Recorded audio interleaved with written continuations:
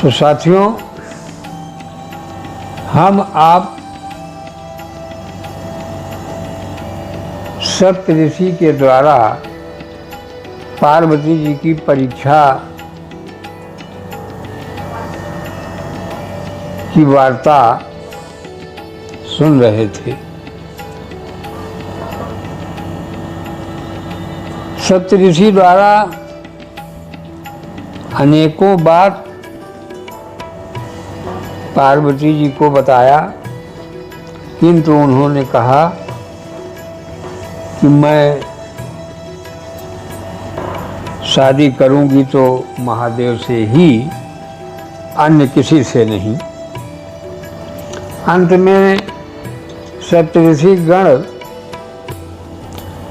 ये समझ गए और जान गए, तो वो माता भवानी की जय जयकार करते हुए और शिव के प्रति अगाध प्रेम को देखते हुए, जगत की माता भवानी आपकी जय हो, ऐसा कह करके बोले। क्या बोले?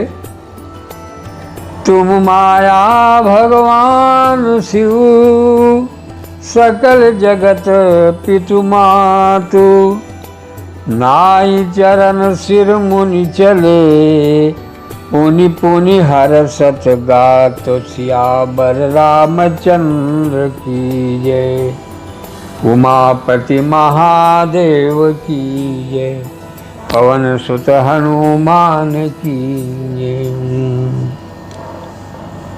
आप माया हैं और शिव जी भगवान हैं। आप दोनों जगत के माता पिता हैं। ऐसा कह करके मुनि चरणों में मस्तक नवाकर बार बार प्रसन्न होकर चले। तो जाई मुनि नहीं मवंत पठाए, और करी बिनती गिर जहीं गृह लाए।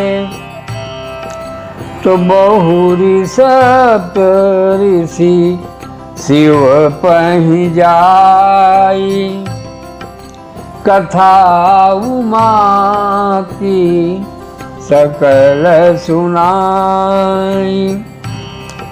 ऋषियों ने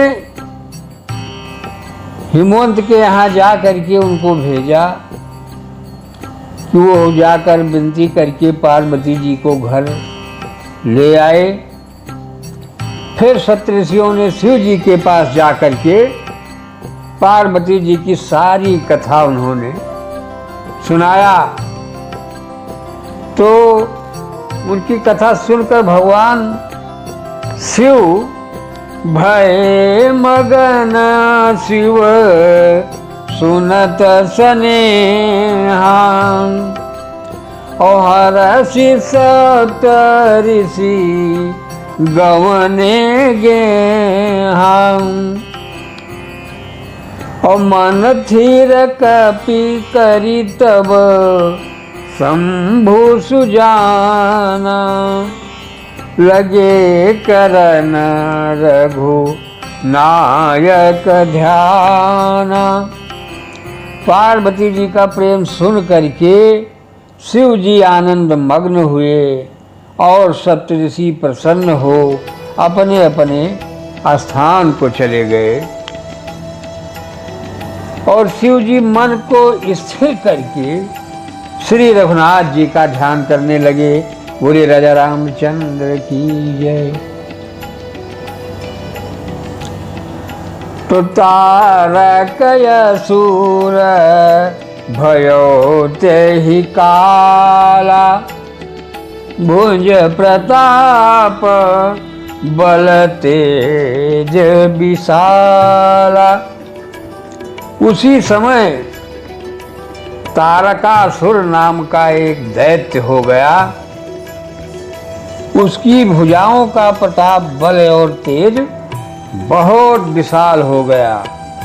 सारे देवी देवताओं पर भय छा गया। तो तेहि सब लोकपति जीते, और भय देव सुख संपत्ति रीते। उसने सारे लोक और लोकपतियों को जीत लिया। सभी देवता धनहीन हो गए, किसी के पास कुछ भी नहीं बचा। तो अजर अमर सो जीती न जाई। वो इतना विशाल था कि वो अजर और अमर था, अतः किसी से नहीं जीता जाता था। तो हारे सुर करी विविधि लड़ाई। तमाम देवता लोग उससे लड़ करके और युद्ध हार कर थक गए। तब बिरंची सन जाई पुकारे, और देखे विधि सब देव दुखारे। सभी लोग जाकर के सारे देवता इकट्ठा होकर ब्रह्मा जी के पास जाते हैं। और ब्रह्मा जी ने देखा कि सभी देवता दुखी होकर यहाँ विराजे हैं, क्या बात है। तो सब सन कहा बुझाई विधि, धनुज निधन तब होई। तब ब्रह्मा जी ने समझा करके कहा, इस दैत्य का मरण तब होगा, कब होगा? तब होगा कि शंभु शुक्र शंभूत सुत, यही जीतई रन सोई।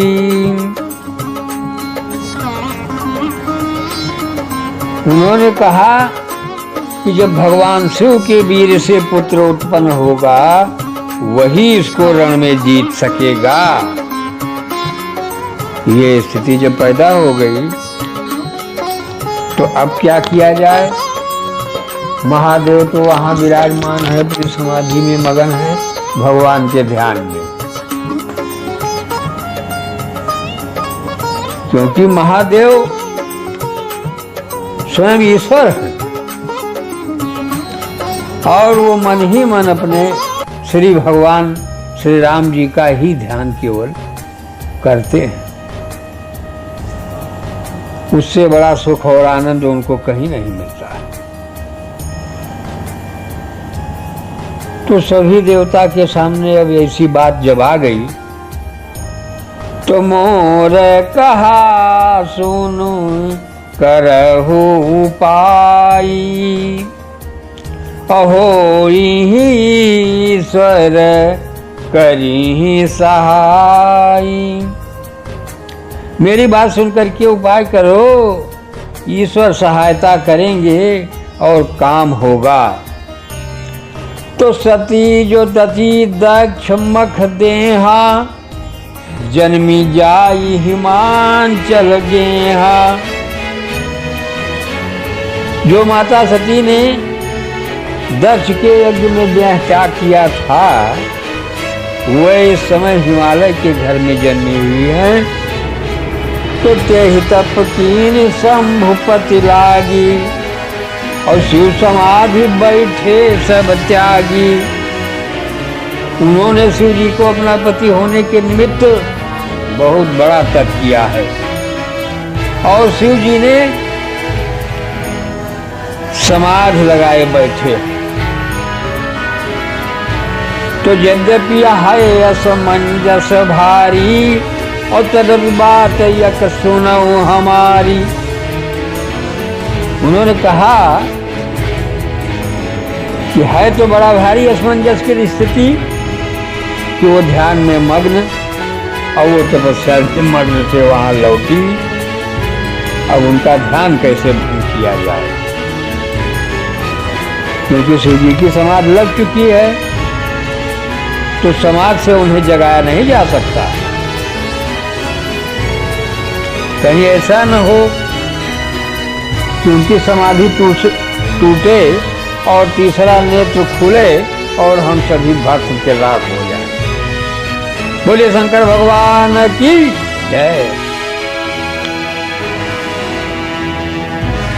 अब सभी देवताओं में परेशानी फंस गई है, तो भी ब्रह्मा जी ने कहा फिर भी एक बात मैं बता रहा हूं, इसको सुनो। कहीं क्या कि पठवहु काम जाई शिव पाही और करई क्षोभ शंकर मन माही।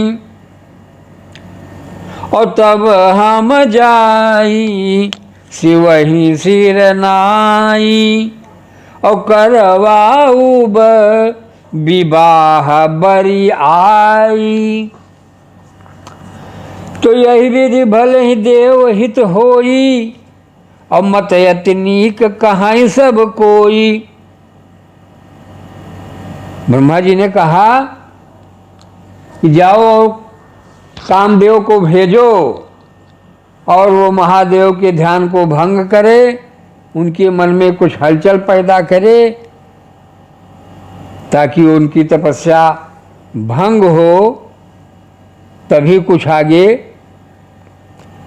काम हो सकता है।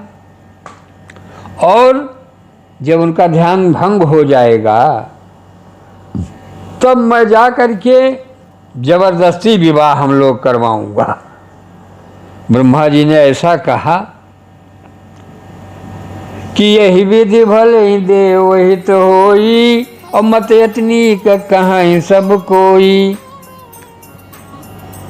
इस प्रकार भले ही देवताओं का हित हो, यह सम्मति बहुत अच्छी है, ऐसा सभी लोग कहने लगे। तो अस्तुति सूरन की नयति हेतु और प्रगट्यो विषम भवान वृषकेतु। प्रगट्यो वृष भवान वृषकेतु।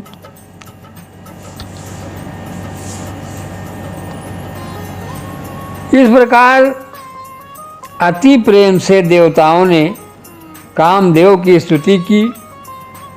तब विषम बाणधारी मछली की ध्वजा वाला कामदेव प्रकट हुआ। बोलिए कामदेव भगवान की जय।